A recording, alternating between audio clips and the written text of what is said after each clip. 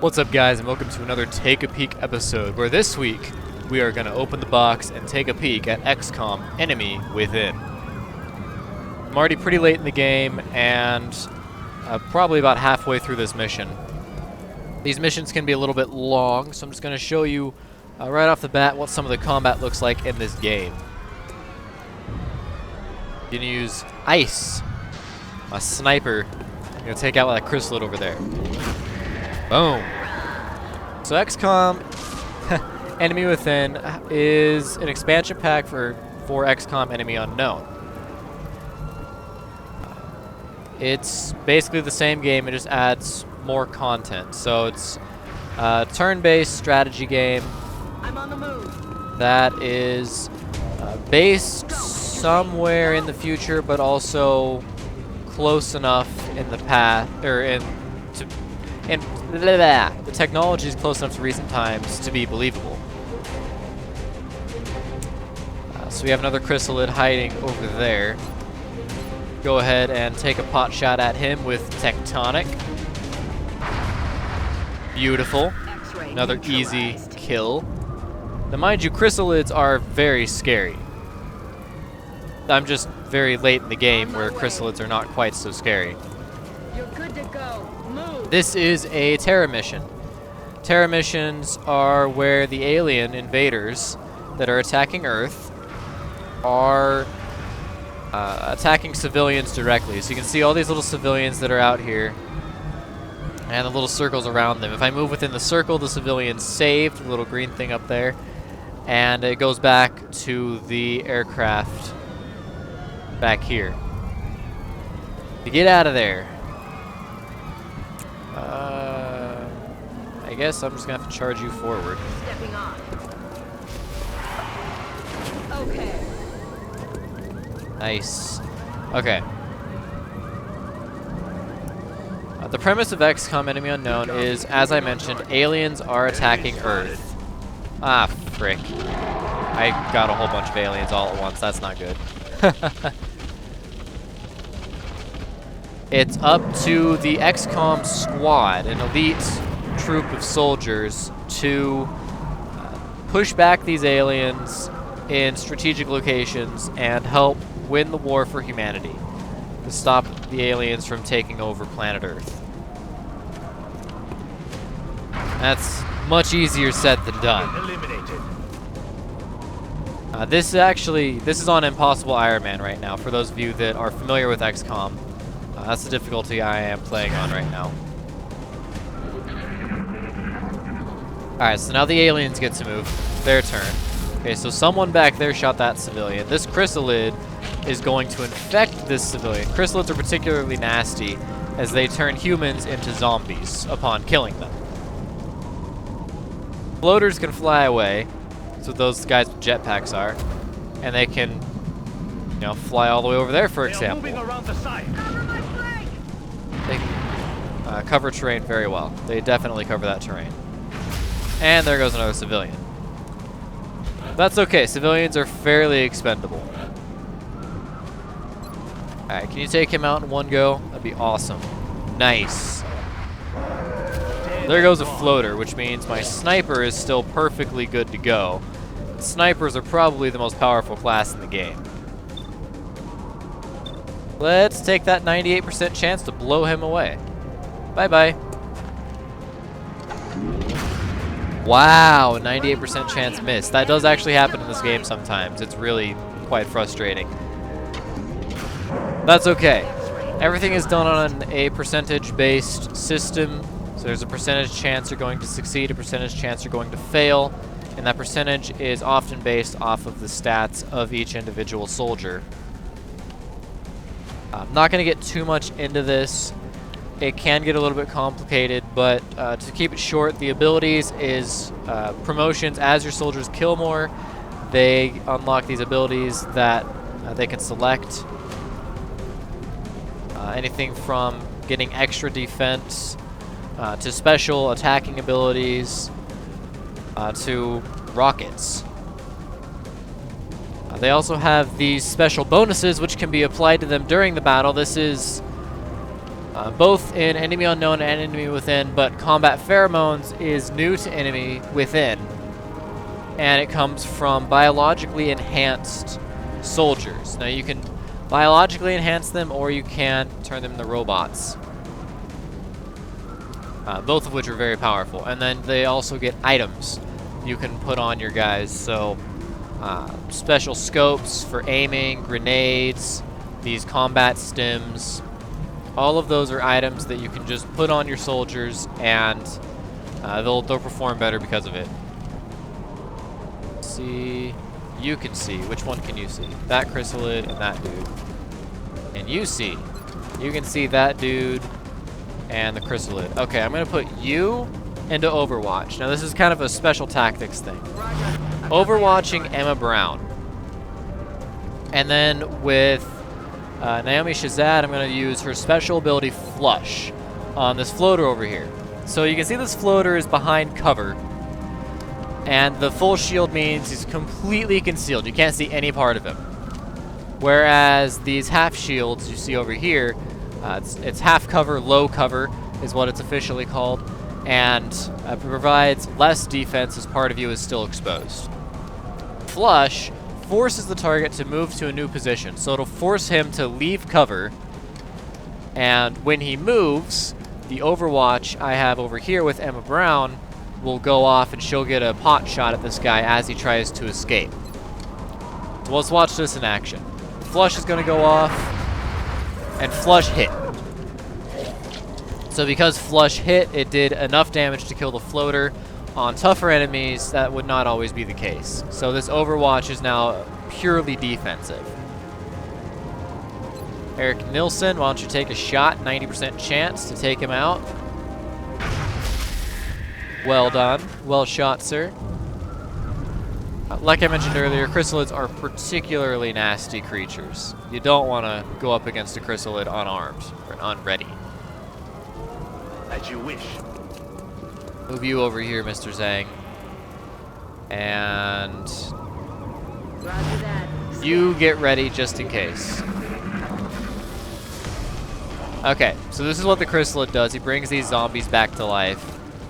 Or brings humans back to life as zombies. You can see 2 overshots. This guy's moving, and now he's toasted. If he survives for too long, he actually turns into a chrysalid. That can be problematic. Alright, let's move the sniper up, and you can see down here the ammunition. You have your primary weapon, and you have your pistol. I'm just going to go ahead and reload the primary weapon because it's out of ammo.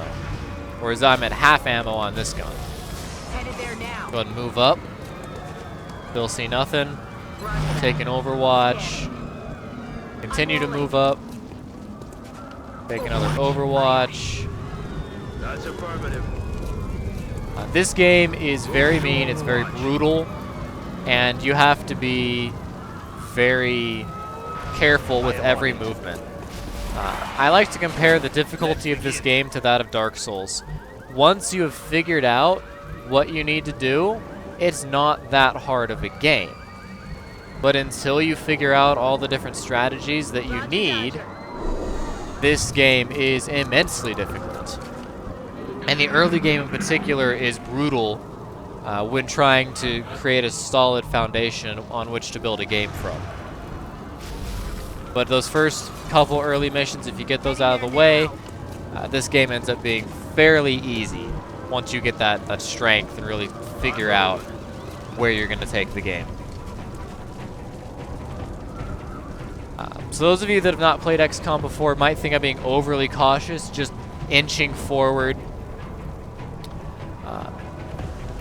Those of you that also haven't played XCOM, the blue line is your standard movement. So you can move this far, it takes 1 action.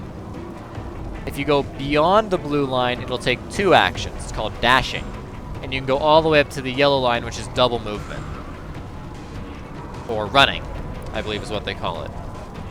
Some classes, like the Assault class that Adriana Voss is, Twitch, have this special ability called Run and Gun, where I can dash and still have an action point left to shoot. Not all classes have this ability. In fact, I believe it's only the assault class, though when you actually go in and Moving on target. You're safe now. and with enemy within, you actually can completely randomize the tech trees. Running gun is specific to the assault class tech tree. It's the one that is not customizable at all. Just like the fire rocket for the heavy class, the headshot ability for the sniper,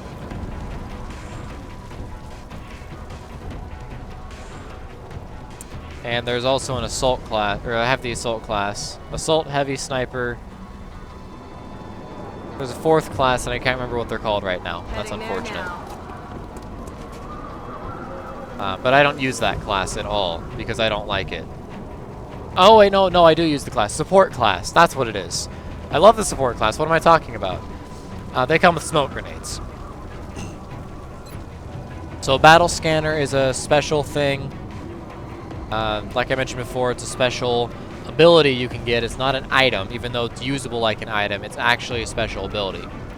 So this will extend my range. If I throw it across the field, it'll be up on top of that truck. Lands up there. It shows me a little bit more, so I can see the civilian over here. But I know there's at least one more alien that's alive out here somewhere, and this battle scanner isn't revealing that alien. Which is unfortunate, because now I have no idea where that alien is. However, I do believe it's safe to move up. Alright. Let's move up over here. Overwatch. And I'll move the sniper up. Because there's no reason not to. So you can catch opponents outside of cover. That's called flanking. When an opponent is flanked, oh geez, this guy's dead. Oh, he survives. When an opponent is flanked, he does not have the defense bonus anymore, and becomes susceptible to attacks. You can do a special situation, special addition to the game where the being flanked means that you no longer, because you no longer have your defense bonus, it's also 100% critical chance that you're going to do extra damage. One more thing to cover about while in the battlefield. Explosives. They have an area of effect. It highlights red for whatever you're going to hit, yellow if you're going to hit allies. Rockets and grenades are your primary explosives.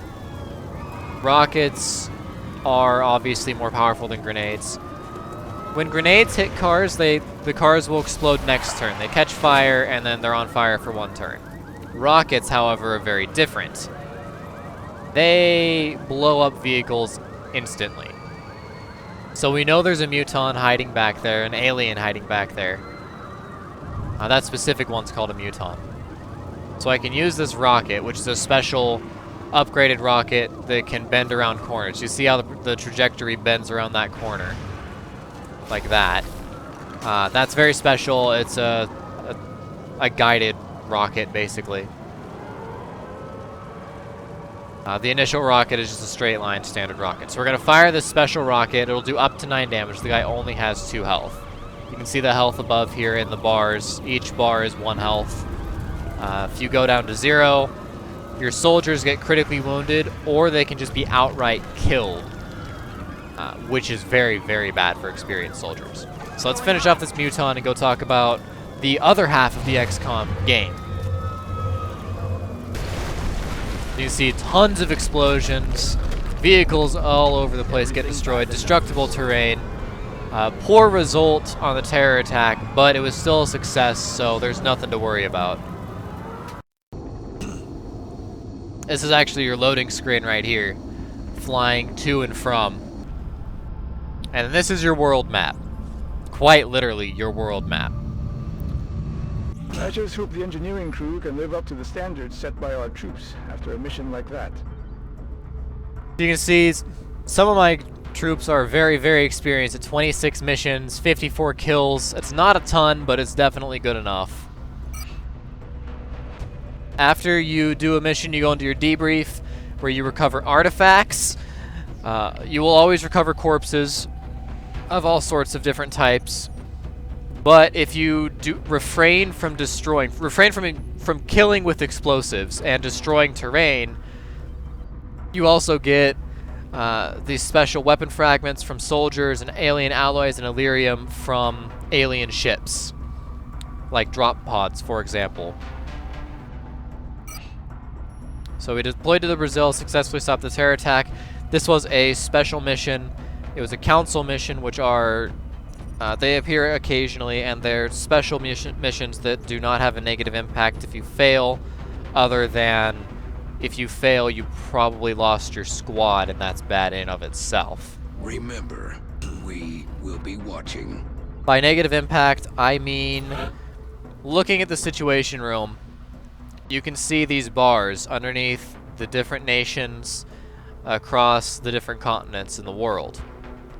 These bars show how panicked the nation is from 1 to 5, where 1 is the least panicked, that's the best situation, and 5 is if you don't solve the problem by the end of the month, they are going to leave and no longer supply help. They won't supply soldiers, they won't supply funding, they won't get any help. You won't get any help from them. To reduce panic and to make sure you can help the country when it's being invaded by ships, by alien aircraft coming in from space, you need to place down satellites. Now, if you place down one satellite in a continent, shut up, Bradford. If you place down one satellite in a continent, so say I put a satellite down in China, I am protecting all of Asia and Oceania as well. But I can only protect them so long as I have these little plane symbols next to them. Those are interceptors. They're just fighter craft that will shoot down the aliens so that we can send an XCOM squad in to go take them out. The fail condition in the game is having 8 red bars up here. 8 countries leaving the council, or half of them. So you can see there's 8 countries on each side, 16 total. If you have all 8 bars full, then you fail the game. You lose the game, you have to start over. Most people quit before then because the situation's already gotten out of control. Each continent actually has its own bonus. So North America has the bonus Air and Space, whereas South America has We Have Ways. Each bonus is special to that continent, and you can only get the bonus if you either put your headquarters in the continent, which I did for Africa. My headquarters is stationed in Africa, so I automatically have that bonus. Or if you cover the entire continent with satellites, like with South America, all there is Argentina and Brazil that need to be covered. Stop stalling and get your asses out there. Shut up, Bradford. So I covered South America with 2 satellites, so I get $50, 50 currency XCOM bucks per turn, or per month, sorry, from each of them. So it's 100 per month. Plus, I get 1 scientist and 1 engineer per month. I'll talk about those in a minute. And because I have both, I get the bonus We Have Ways, which allows me to do autopsies more quickly on aliens to figure out their weaknesses. Now that we've got the firepower to match, I think we can take them. This income you see next to each one for XCOM bucks, it's totaled up here, so I have a monthly income of $13.96 net. That's not a gross income. If you add these all up, you'll actually see that I'm pulling in $2,047 gross. But I have to pay for the interceptors, the firestorms, the Sky Rangers, and the facility. So all the buildings that I have inside of my base all require maintenance as well, and so it drops it down to a monthly income of $13.96. You also have the gray market, where you can sell alien artifacts, alien corpses, and as well as Exalt stuff, which we will not be getting too much into Exalt, but basically they're humans that are fighting against humans because they want the aliens to take over, and they're just a pain in the butt. They're in Enemy Within, they're not included with Enemy Unknown. This is new to Enemy Within. You can sell all this stuff, but you can see it's not worth all that much. I have all sorts of different corpses, and really don't have to worry too much about all that right now. The council requests, no requests are pending right now, but occasionally a country will send out a request. They want a satellite, they want a certain amount of alien corpses, or they want some special Exalt weaponry. They'll send out a request like that, and if you fulfill the request, you can get engineers, scientists, soldiers, money, all sorts of different stuff like that. So we talked about the interceptors. This is a pretty quick one. This is your interceptor base.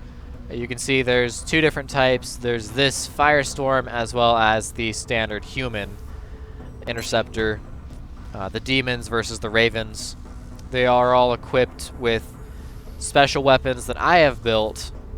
But if you click on, say, this one that has a plasma cannon, you can see it's equipped with a plasma weapon, which is the strongest weapon in the game.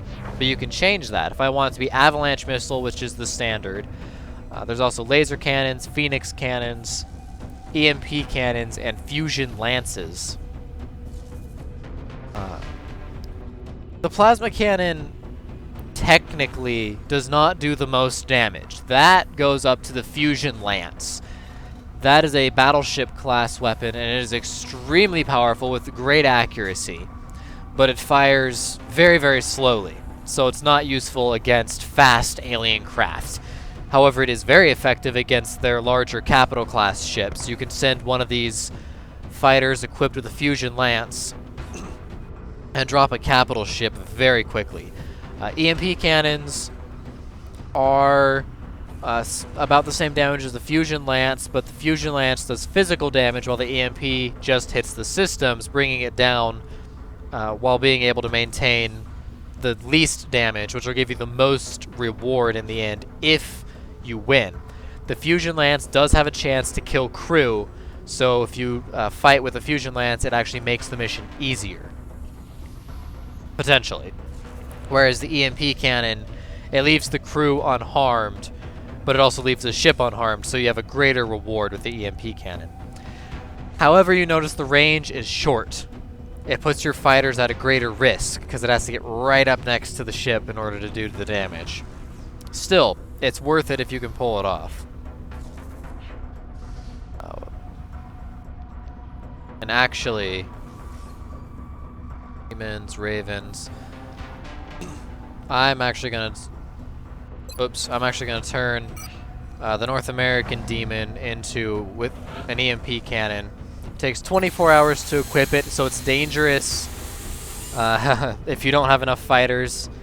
I arguably don't.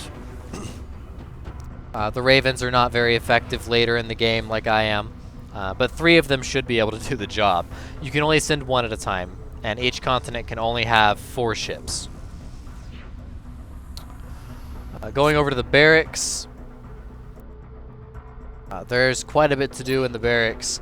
You can see all the soldiers you have, as well as any robots you may have built that are purely robotic, not robots that are human robots. These are drones.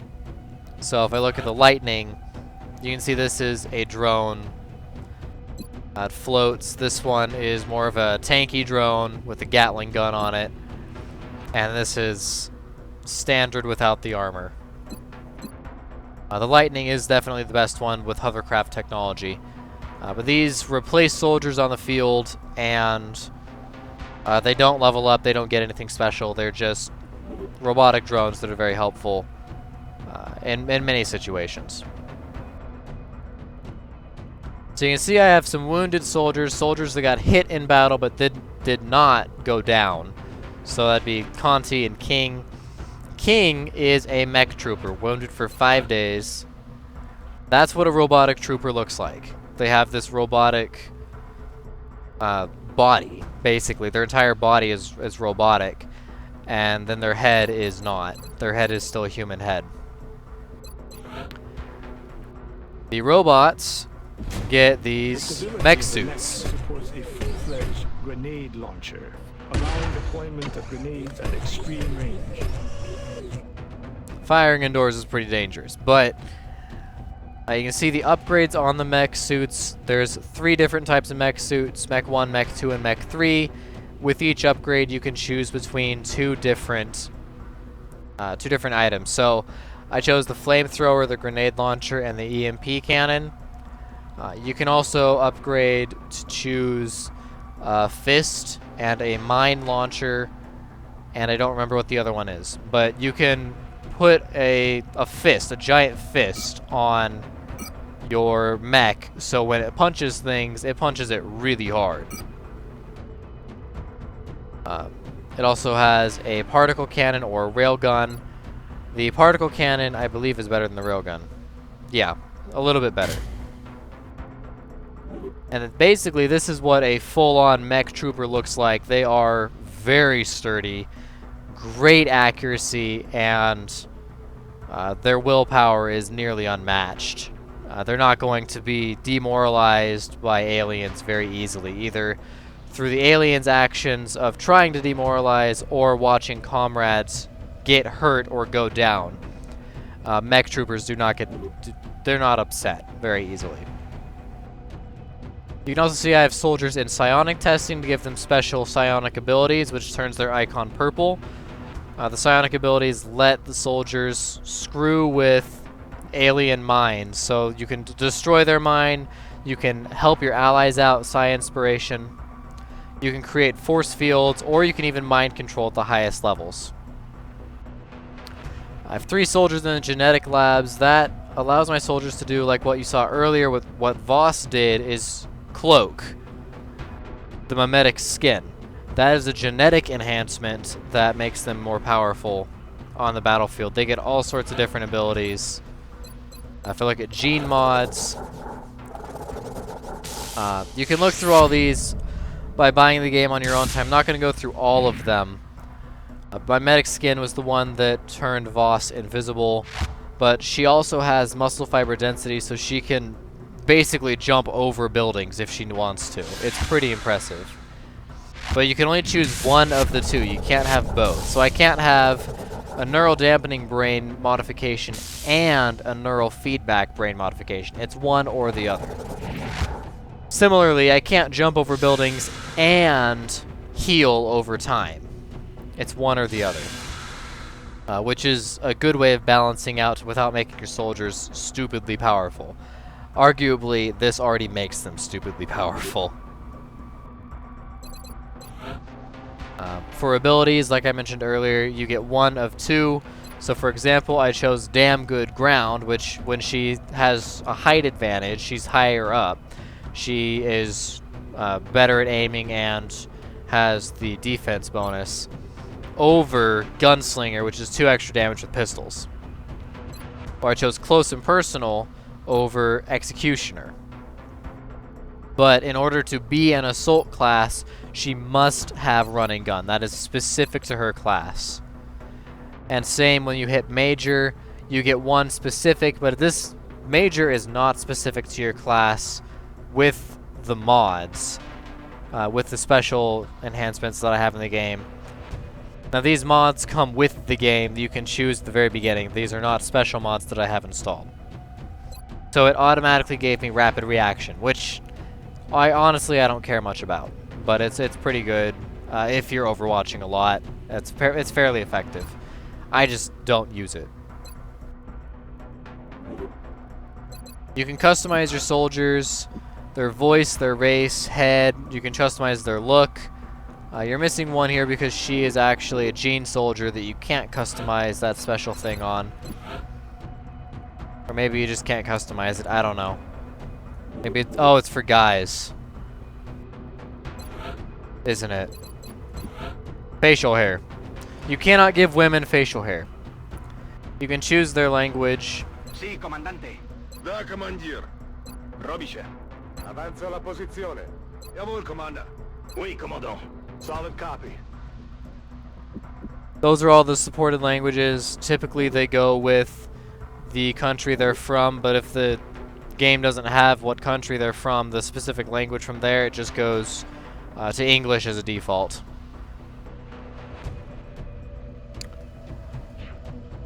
You mentioned the Psilabs. That's where they unlock their psionic potential if they have any to use those special mind control abilities. The memorial for all the soldiers that have died. I've only lost one. Died to a plasma pistol, apparently. Survived 3 missions. You can hire soldiers for 15 each, up to 70 soldiers, and you can award medals to your soldiers, which each confer special bonuses that you can read down here. You get to choose those bonuses when you choose to award the medal. The officer training school is vital. It gives you all sorts of different abilities that you can purchase, such as going up to 6 soldiers. Your default is 4, but you can buy up to 6 slots. In engineering, it's pretty straightforward. You build your base however you want to build your base. This is a basically completely completed base. You build it with money, alloys, Illyrium, power. All of that is necessary for building your 4 levels of your base. At the very beginning, you start with 1 level. That's it. You can build or buy items. You can build your shivs, your robotic allies, as well as weapons to put onto your ships, satellites, and the special interceptors can be found in here. You can buy special armor, and then the items to be used inside of combat. This is also where you do mech type stuff, and where you can augment your soldiers to turn them into mech soldiers. The foundry is where you can upgrade, actually. You can get all sorts of different upgrades that will give your soldiers special abilities that are you need those. You need the foundry. And then research. I have researched everything, but with each little bit of research you can do, it unlocks a little bit more, gives you a little bit more to work with, and it gives you those special items sometimes. One thing I have not talked about, the only thing left to talk about, specific to Enemy Within, is the meld. You can recover meld from missions that are not council missions, and they're not terror missions. You can find meld on the battlefield as orange canisters. This meld allows you to genetically modify your soldiers, as well as create mech soldiers. It requires meld, so you can't do it to all your soldiers, only a select few. So be careful with what you use meld on, and do not lose meld soldiers. You do not get your meld back. Forgot to mention scientists and engineers. The more engineers and more scientists you have, the faster everything goes, the cheaper the facilities and the items are when you have more engineers, and the more you unlock to build. As you can see, this takes 5 engineers. Once I have 5 engineers, I can build a mimic beacon. Once I have 25 engineers, I could build Titan armor, which is super heavy, super durable armor. Whereas I need 20 engineers in order to build the Firestorm. 5 engineers for another satellite, which I don't believe I need. It said I was missing 1 satellite that I could put up, so I'm just going to build 1 satellite, submit an order for it. I'm not sure what I'm missing, but if I go back to launch satellite, you can see I have 16 of 17 in orbit. I don't know what that 1 extra satellite is for, so I'm just going to go ahead and build it. You can zoom way in on this. Whoop. You can see I've zoomed way in. See the details of Bradford here, your little assistant. And this is your world map. So you can see the clock ticks away, and you scan for activity, and this speed's way up. It shows you how many days it'll be until all of this is finished. Now, I don't believe I should be showing you guys too much further. 2 days until essentially the final mission. So without spoiling the final mission, I'm going to go ahead and end it here. Oh, excuse me. You can also see what you're working on right here. And the end of the month is where the council report shows up. That's 17 days is when that'll end. And then I'll get the 1396 cash to spend on whatever I want. You can see every single building that I have built down here somewhere, as well as an empty spot where construction is currently happening. So I believe that's it to talk about the strategy, turn-based strategy game. There's a lot that you can still figure out on your own. I'm not going to spoil too much about the actual gameplay, but this is everything that's inside of the game in a nutshell that you can find and that you can just explore within your own game. I really recommend checking the game out. It's a really fun game, one of my favorite games. So check it out if you get the chance. You're gonna have to ignore the fact this guy doesn't have pie. Missing his pie. It's unfortunate.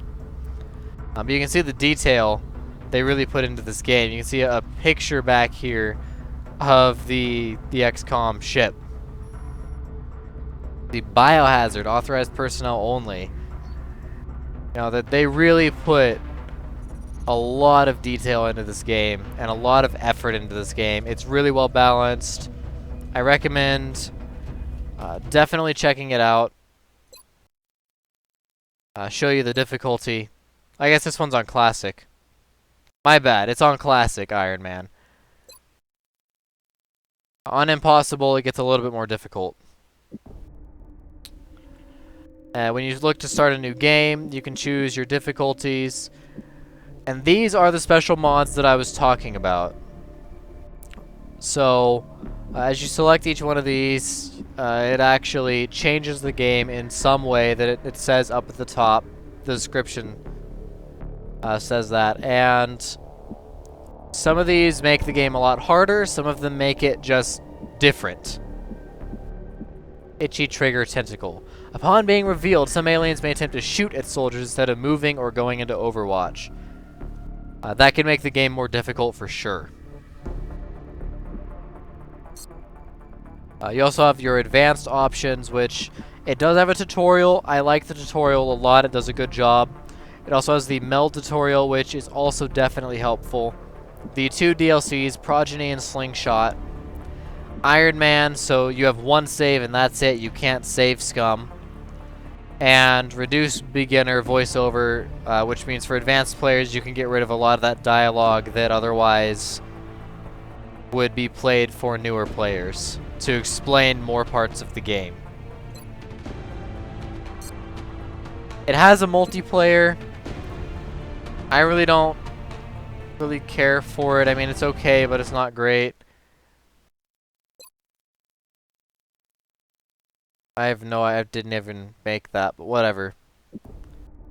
Multiplayer really is not that great. It's basically a mission, and you get to build your squad. You can play as the aliens, you can play as the humans, you can mix them up. But personally, I don't think it's all that much fun, but it is in there for those of you that want to play the combat mission like you saw at the beginning of this episode. But you want to play it against a friend instead. There is no co-op multiplayer. And there is no campaign multiplayer. Just your loading screen. Has a lot of options. But the game is primarily configured for consoles. So if you want to change it on the PC, you actually have to go download a special mod that changes the INI file. So that these settings, they say high, but they're actually higher than what they say. And that's what I'm running on right now, is the exceptional graphics. So that's XCOM Enemy Within, guys. There's not much more to say, and yet there is so much more to say. I made an episode series for XCOM Enemy Unknown. I'm going to be starting an XCOM Enemy Within series soon. after Dark Souls 2 is done, and assuming that nothing else captures my eye at the time. Definitely going to be doing an XCOM Enemy Within series, but go check out Enemy Unknown if you want to see more actual gameplay of what XCOM actually is, which is an amazing game with great music. So as always, guys, thank you for watching. I'll see you next time. If you have more questions, put them in the comments below, and I am more than happy to answer them. See you guys down there in the comments.